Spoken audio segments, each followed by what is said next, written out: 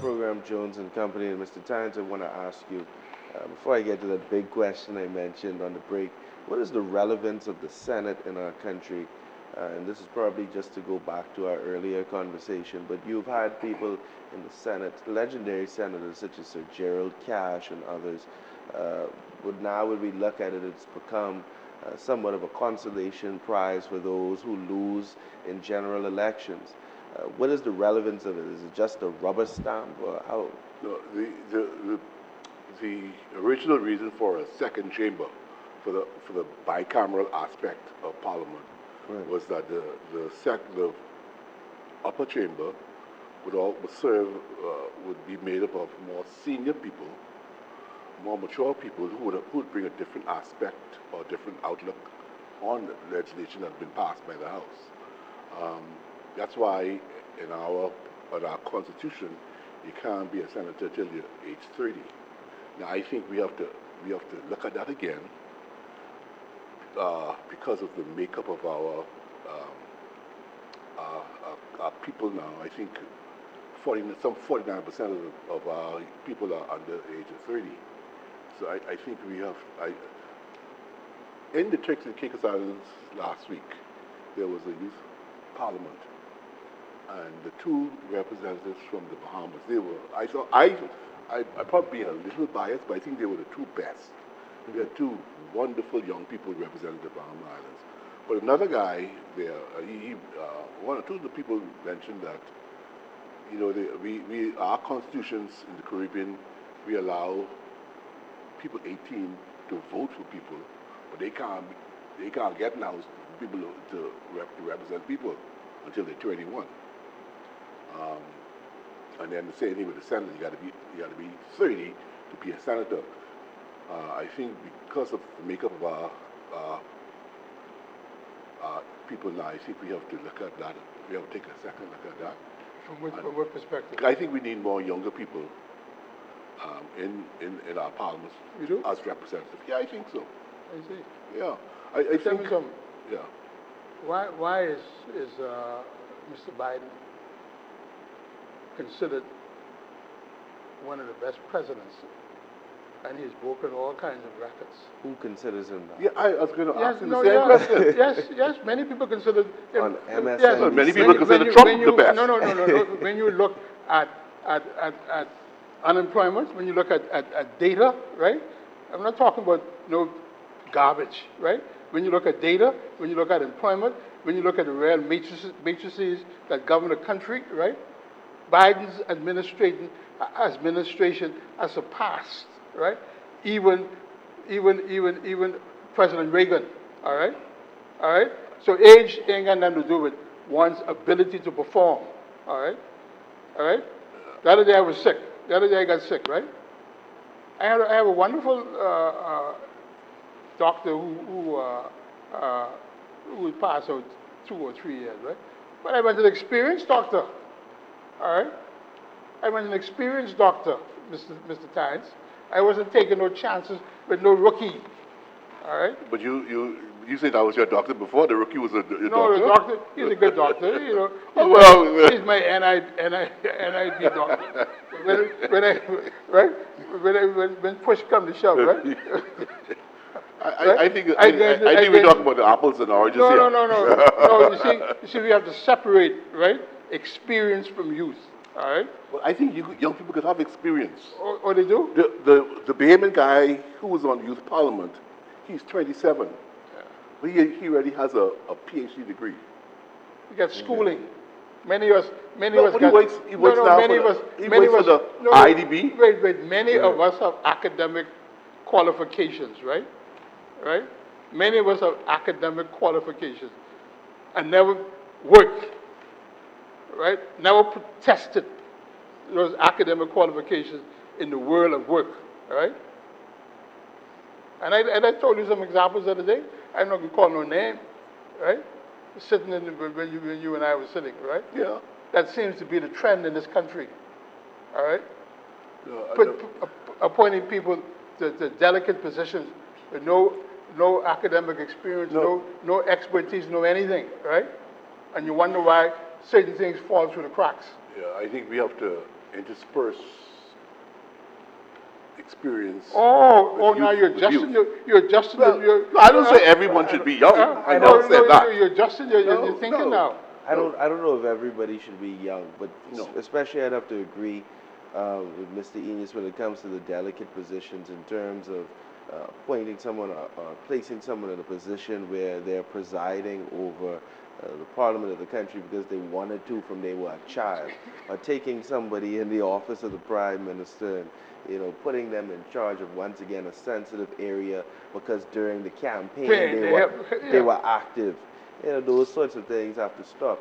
But one thing I wanted to ask you about, Mr. Tynes, that we mentioned was a ruling that was made by a justice of the Supreme Court that affects or touches a long-standing convention of the system, and that is that parliamentarians have the freedom to say whatever they want to say during their contributions or to lay documents that perhaps may be sensitive in other areas. There have been examples even in the United Kingdom in some aspects where members of parliament have gone to parliament and laid private documents that actually even court documents in some cases.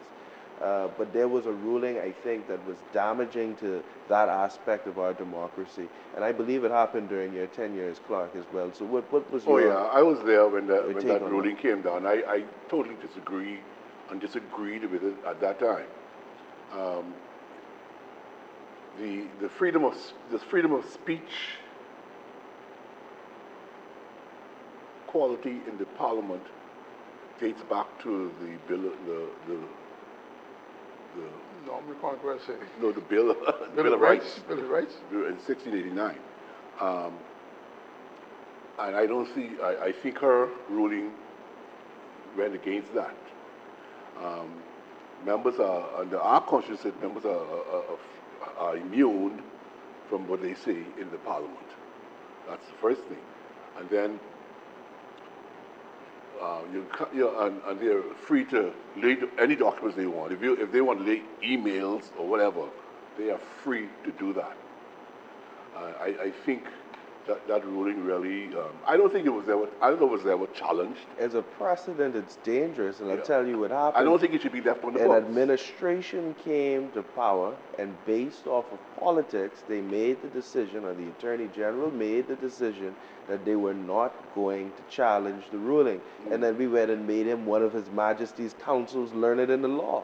I don't understand that. That is, as a precedent in a parliamentary system like ours, is dangerous. Yeah, I don't think that ruling should be left on our books.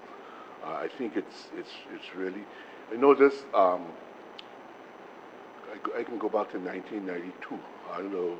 You wouldn't probably remember this. You would remember the Methodist bill. Yeah. The Methodist bill was what we call in Parliament private bill. A private bill is a bill that only affects a certain part of of the population. The Methodists, in this case, the Methodists, they were having some fighting in the church, and there was a group that wanted to stay with the MCCA, Caribbean, and some wanted and others wanted their independence. Yeah. And behind all of it was, I think, it was a trust fund that was the question. And so, to bring a private bill to Parliament, there's a process you have to go through. And this actually started from before the election in '92, because Sir Clement Maynard, who I think he was leader of the House at the time, he brought the bill first, and he had gone through the proper process to bring a private bill to the House. And that includes committee hearings, where the committee will bring in all the sides and listen to them and then make a report to Parliament as usual.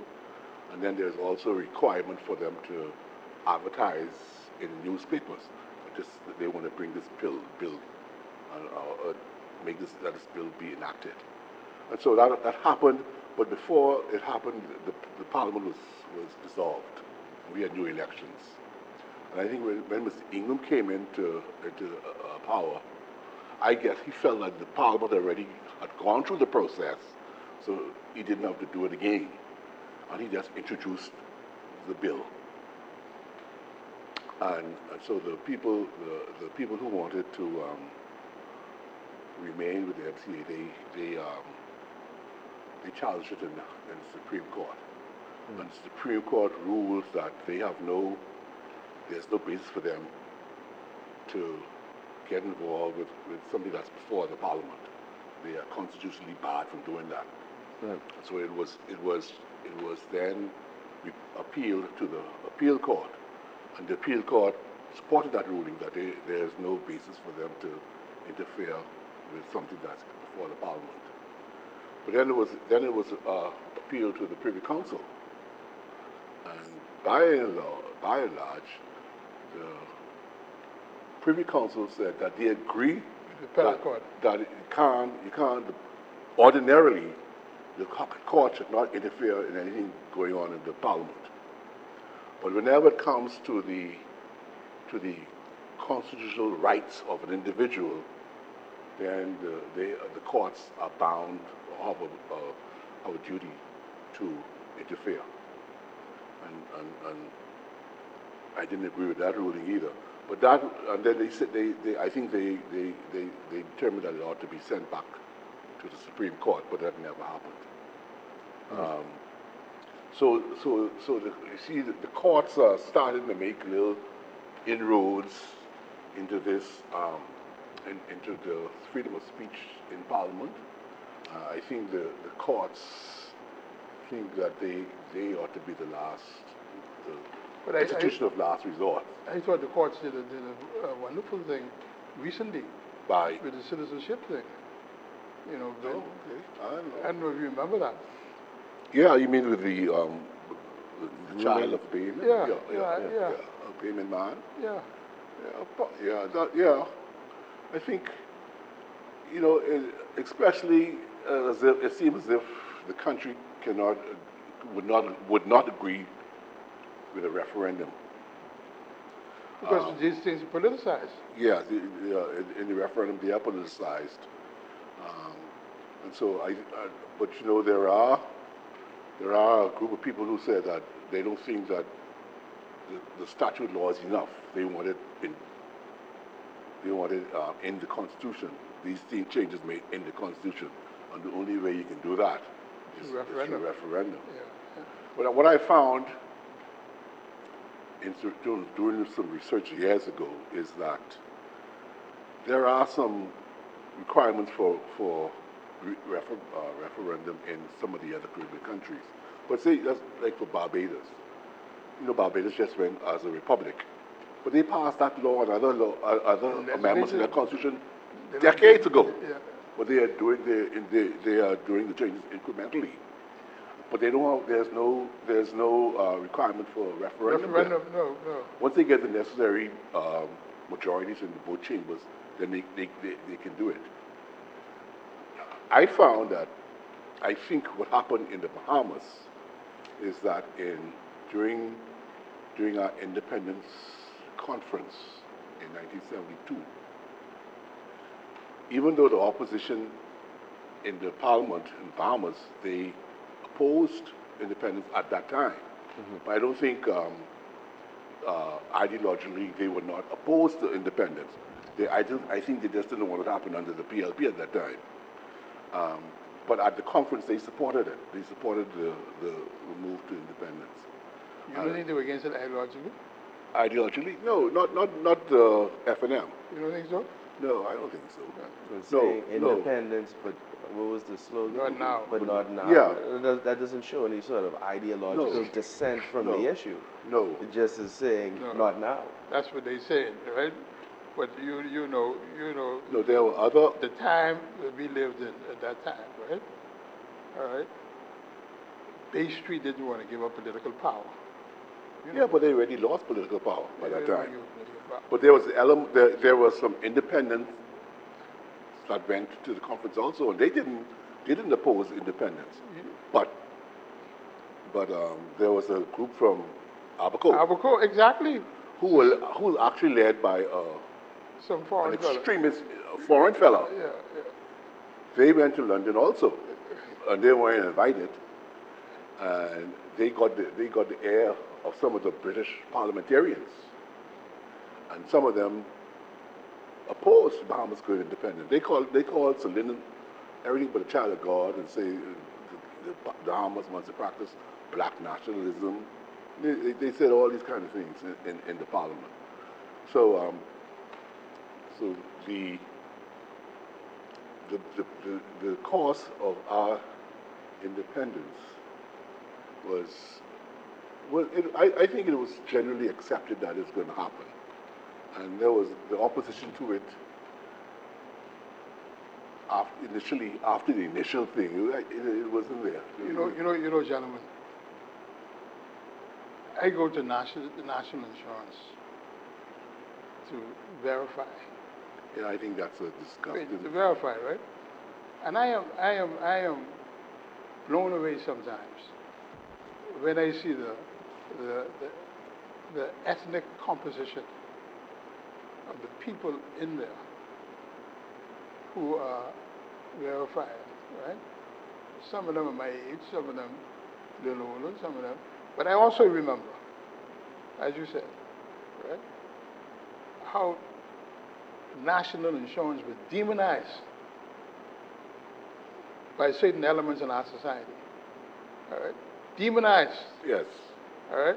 call it Oh, black people can thief the money. All right? income tax. But Sir Lyndon's view was that we needed national insurance as a safety net for those among us who were unable to reserve funds for latter years in life, right? As a safety net. Right? And I see that safety net in action when I go to verify. When I see all ethnic groups of Bahamians in that room being verified like me. So sometimes people have these preconceived ideas based on their own prejudices, not on logic, on prejudices, right? And that was the situation with independence. There was a message written for Constitution Day, I think, in 1964, by Sir Rowland, and I mention it all the time. I quote it all the time, and he talks about ancient prejudices, low motives, and sordid ideals, and how as a country we need to avoid those. And when I look at our country today, when I look at, especially this conversation we've been having about our parliament and even NIBA, the courts, a lot of these institutions where we've allowed some jokey people to bastardize some once great institutions. Yeah. I just think that we have to ensure that the Parliament, what it stands for, it's representative of the people's interest, and that should be foremost in when they are determining legislation, that they keep the interests of the Bahamian people in You the see forefront. the point you make, right? That point there, right, is what differentiates, in my opinion, right, the old guard politician with the new guard. The old guard politician understood the aspirations of the Bahamian people. That is why we had so much success for 25 years. In the message, same message by Sir Rowland, he talks about the need for politicians or those, I guess, the legislators to be keenly aware of the aspirations of the Bahamian people. Yes. And there are, I don't believe, half of the politicians that we have today. But we have to remember that today's politicians are facing some other stuff that the past politicians didn't, like especially the international pressure that they are under from the WTO and all these other international organizations, and those they are real. They're not perceived. They are real threats. Well, that's fine, but are they aware of what kind of country their voters, their constituents She want wants. to live in? Yeah, Well, that's why I was kind of happy with the statement that the Prime Minister made. Where was he? At some place when he told them, you know, we can do what's probably what's better for the best for the Bahamas. Right. I wonder, gentlemen. Mayor Motley.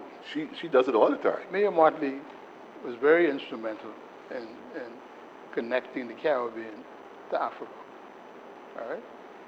And now the Caribbean has been the beneficiary of, of the African Import-Export Bank, right?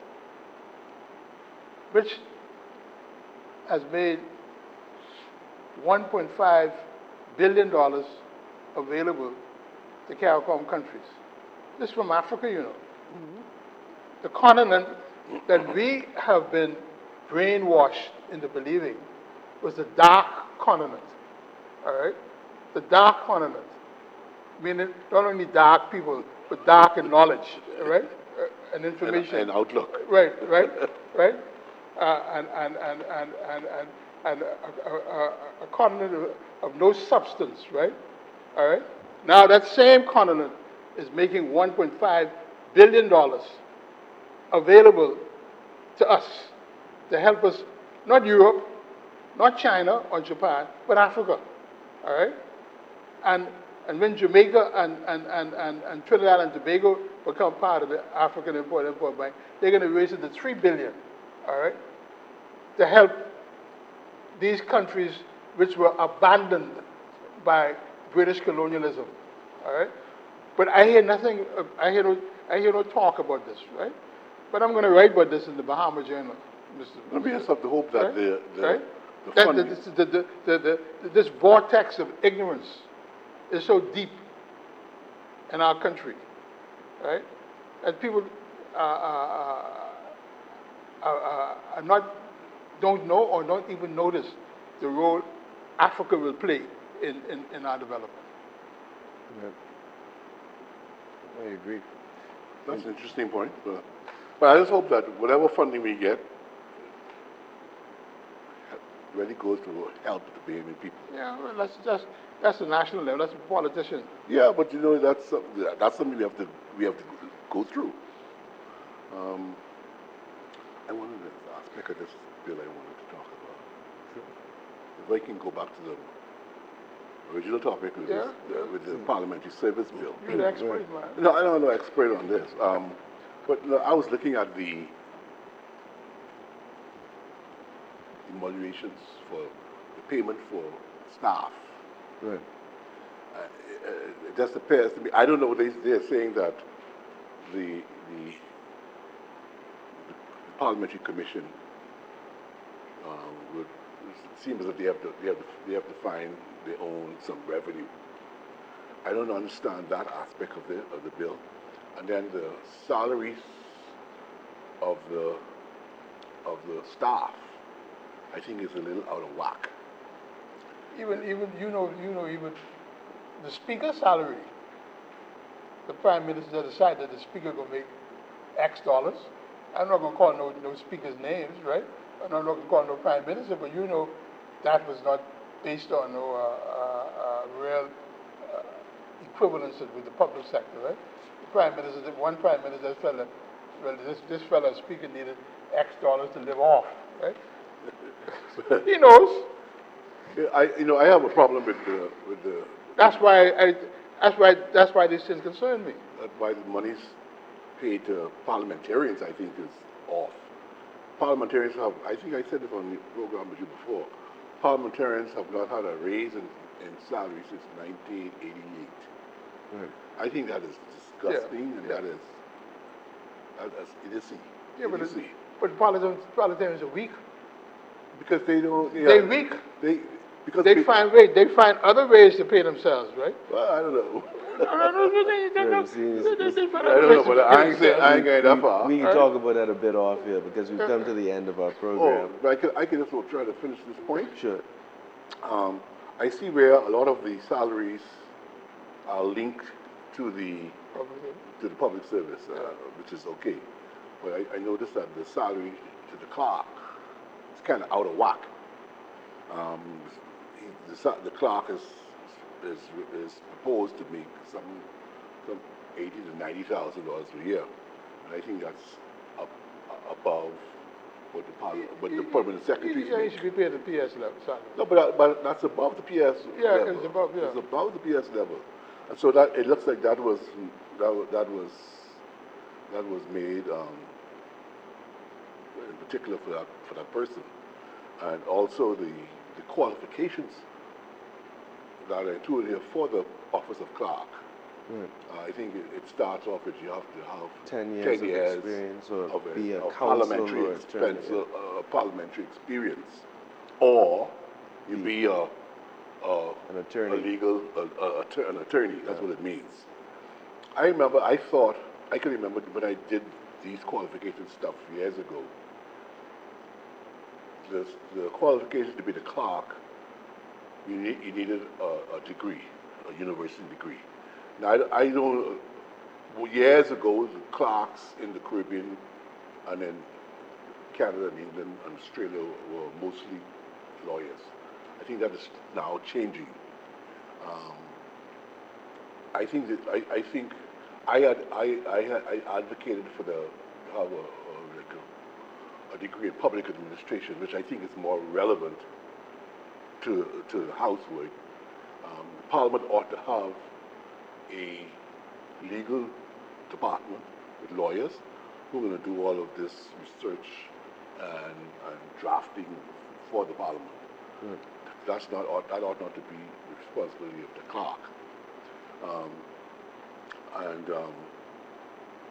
Again, that was probably there just to fit in for the guy who's there now. I don't know. You trying to create more positions in the thing, right? You No, trying, you only had 3 or 4 people, now you talking No. legal department? Yes. But you ought to have that Yes, in the you have to Parliament.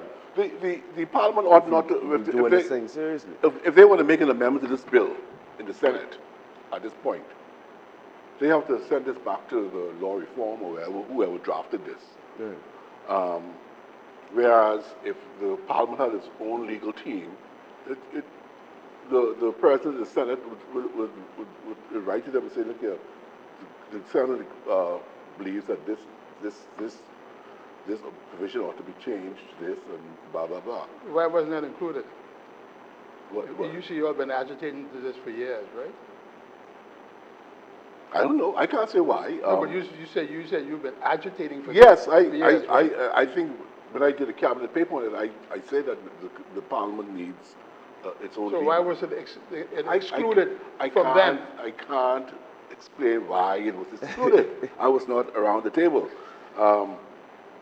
but I think there has to be another look at this. And then there are no qualifications set for the deputy clerk or the assistant clerk. Like my little quick reading through it, it has qualifications for the clerk, but not for the deputy clerk. See, that is precisely what I'm afraid of with these kind of giving more authority to these politicians, Gentlemen, these parliamentarians. we're all out of time, but Mr. Tynes, let me just ask you a last question, given the concerns that you've raised just now.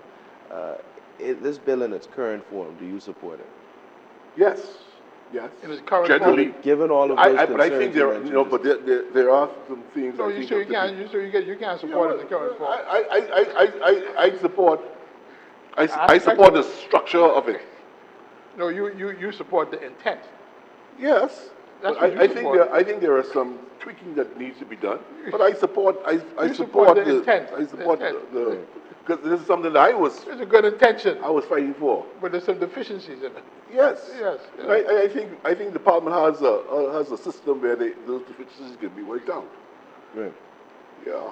Well, Mr. Tynes, I want to thank you for participating, for being here and participating in this program with us. You see why- you always you bring see a why wealth what- of information as it relates to Parliament and all of these, inner workings of the Parliament. You see why So one of thank you. Mr. Tynes would be Thank you, Mr. Mr. Jones. Enos, for facilitating that. People Thank who- you for being here as well. Mr. Indian is trying to get me into trouble, you know. Yeah. So. Yeah, I think we had a good conversation. So once again, thank you It was my pleasure. I'm always willing to assist Yes, sir. if you all think I am able to. Yes, sir. So thank you. And to our viewing audience, thank you for tuning in to Jones and Company this week. We hope you've enjoyed it. Have a good evening.